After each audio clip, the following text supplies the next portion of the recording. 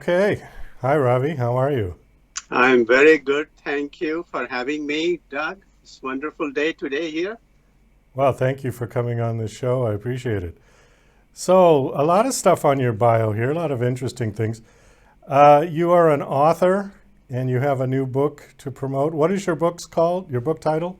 The new book is called May You Be Healthy, and the previous book was My Health is Your Wealth. Are these about the Indian massage treatment? Uh, no, massage is a very small part of it.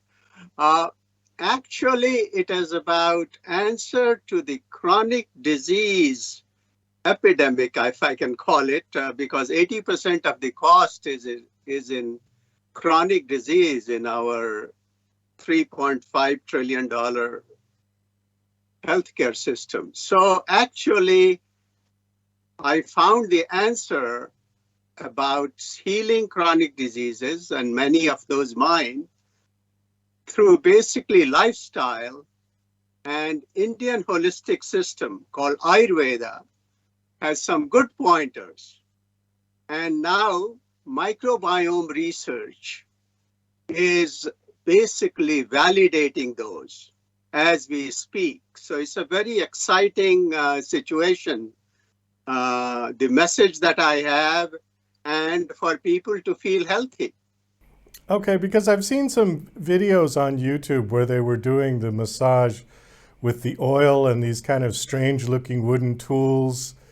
It looked very relaxing, actually. But you said that's only one component of this whole thing? A very, very small component. Yes, in the Ayurvedic system of keeping ourselves healthy, there is a routine given, which is called Dinicharya. Din means daily, Charya means routine. And that is like how to daily detoxify yourself. So, skin massage, which one can do oneself, and I do it daily, is a small part of that Dincharya. There are other 10 or 11 things that you need to do, including, tongue cleaning and oil pulling and nasal irrigation and nasya. And bowel movement, of course, is the most important one. So, yes, the massage is called Abhyanga, which is one part of the Dincharya out of 10. How important is diet to all of this? I know that Indian diet is generally vegetarian, right? Yes, in fact, my mother was a lifelong vegetarian, but India has changed. So, as the affluence has come, people eat more meat, and that is true all over. However, looks like climate change issues will probably change some of that behavior. But you are right. Most of Indians initially were vegetarians. I became vegetarian about 25 years ago. And diet is very, very important. And diet should have six tastes. And the problem with American diet, which now is called Standard American Diet or SAD, that it is unhealthy not only in terms of processed food but also in terms of diversity. For instance, fermented food is very, very important according to microbiome. That is called probiotic. And fermented food like pickles and chutney and sauerkraut and kimchi, all that are part of a good diet. So, yes, diet is very important, and fiber, which is now called prebiotic, is very, very important. And interestingly, the plants and fruits, they provide a very good, prebiotic and probiotics. Well, I know that processed food is really bad for most people. And in fact, from what I have read, studies that I've read, processed food has contributed greatly to obesity in the United States. People before World War II seems to be the line. Before World War II, there was very few processed foods. and people cooked food for real.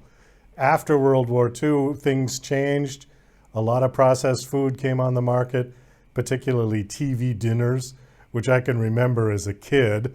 They came in a foil thing and you stuck them in the oven, and they had all kinds of preservatives and chemicals in them. People started getting fat, and I know obesity is a very big problem in the United States. How is it in India? Well, India and China with fast food like McDonald's and others, they are also on the same wavelength, a little lagging. Unfortunately, America has been exporting obesity, which is kind of, in a way shameful. But coming back to your point, you are absolutely right. Obesity started after World War II. And if you really look at it, when suburbia happened, the culture, the wisdom of the culinary wisdom that was in the farms, that was lost. So slow food was first one to go. Cottage cheese and all different sorts of cheese, etc. Those are very good probiotics. They were the first one to go. And we have not been able to catch on to that yet, even though we talk about healthy food, etc. And the other problem is, of course, antibiotics, which totally devastate your microbiome. They got on the rise, and chicken and feed and all that thing had antibiotics. And lastly, stress, which also causes microbiome to be devastated. So we had sugary food, processed food, and we have this antibiotic and stress. And here we have two-thirds of America is overweight or obese, two-thirds. Yeah, I agree. And I'm one of those two-thirds. Absolutely true. Where do you start? I mean, I have tried diets, I have tried exercise. Nothing really seems to work. I don't eat vast quantities of food like everybody would assume. If you're overweight, you eat too much. And it's not necessarily true. I try to eat good, but I do like, the occasional cake or something sweet. And where do you start? What is the best thing that you think one can do to try, if they have a weight issue, to try to lose some weight? And Doug, first, thanks for hosting this show. And it is a problem which has become a systemic problem. It is not just one individual's problem. And the diet industry basically started like that because America is very individualistic. So to answer your question, yes, we have to empower people to change lifestyle. Okay, but the answers are very simple, and my book is like a manual. And I wrote it, of course, after practicing it myself, and I wrote it for my grandchildren because I think that if they get right habits, then they will be able to lead a healthy, productive life. And that right habit has to happen right in the beginning, but we can change at any time. I change it. So to answer a question, my book talks about daily detoxification. That's number one.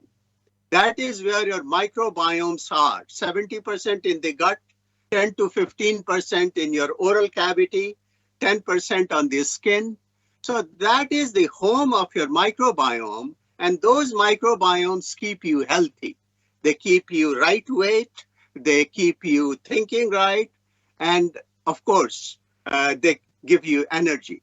So daily detoxification as prescribed in Ayurveda, and I have made it simpler in my book, is number one. Number two is about diet. So if one have diet which is based on prebiotics and probiotics and whole grains, that means you don't do processed food, and so far treating yourself with dessert or cake or something once in a while, or having some meat once in a while, that can be accommodated in this lifestyle. And about stress, we have to learn to be conscious, be aware of our thought process. And that means that we have to catch ourselves if our mind goes haywire. And that means coming back to our breath. And you call it mindfulness, you call it meditation. And the answers are very simple, actually, but it needs discipline. So, how does stress put on weight for people? How does that make people put on weight? Because I've heard that, and you just pretty much alluded to that. What the new study is coming out, and I would encourage, all my audience to say microbiome and obesity. Just those two terms on Google. And just to look at the number of papers that have come out. And so the answer is not only for obesity only, but for all chronic diseases. When I say all, 90%, let us say. When microbiome is in imbalance, when it is not diverse, it is not in balance, then it causes inflammation. And obesity is an inflammation. That is what the science is pointing to. So, as you said, before World War II, people had that microbiome balance.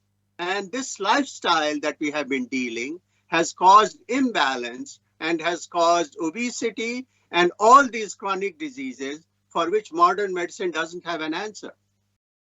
I think also people got more exercise before World War II as well, simply because there was more laborious jobs that people were involved in. There was less sitting at the computer all day. Well, there was none of that back then. But I think people got up and moved more. I know most of people that I know who work just sit all day long at a desk. You are absolutely right. So exercise and movement is one of the parts that we are concentrating on diet, but movement also helps your microbiome. Right. And if you exercise, your microbiomes are healthy. If you think happy thoughts, your microbiomes are healthy. There's a gut and brain axis, which is going to change totally the current thinking about psychiatry. So yes, coming back to movement, what we realize is that when we have automobile and television, which is of course, again, post-World War II mostly, it has made us, less movement. And if we walk, that is a very good exercise. And people can just do a little bit of walking by parking their car farther off, being conscious of all this. So my point is, it is not like we have to be a gym buff to gain a healthy weight. No, it's true. In fact, I've noticed the benefit of just walking a little bit every day rather than trying to go to the gym and do this huge workout, which I tried a couple of times and I gave up on it because it was too hard. But just to go out and walk for 20 minutes or something like that, I feel great after I come back. And it doesn't kill you to do it. Absolutely. Yes. And 5,000 steps is good enough. People say 10,000 steps, 5,000 steps, which is a mile and a half. And you can do it in pieces. Or even people who work on a computer to take a break, 5-minute break after 30 minutes or 45 minutes, put a little bit of alarm or a tickler. And these little things help you tremendously. Yes, it's true. We do have to wind this down. Do you have a website that you want to give out? Sure.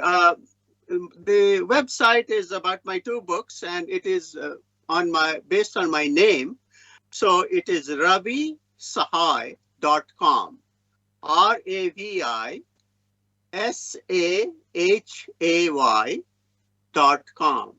And there's also a contact page there. If people want to contact me, I'll be glad to, answer and respond. Okay. How long has the new book been out? The new book came out in mid-February. Okay. It's called May You Be Healthy. And there we go. Okay. This book is actually, as I said, is a manual, but it is a prayer. It's a prayer of a divine mother that keeps us healthy. And if we just heed to the nature, body is an instrument which is miraculous. We just, take good care of it. Uh, it will, it will take care of us. Great advice. Thank you so much for coming on the show. It was nice meeting you and nice talking to you. Best of luck with your books. I hope they do very well.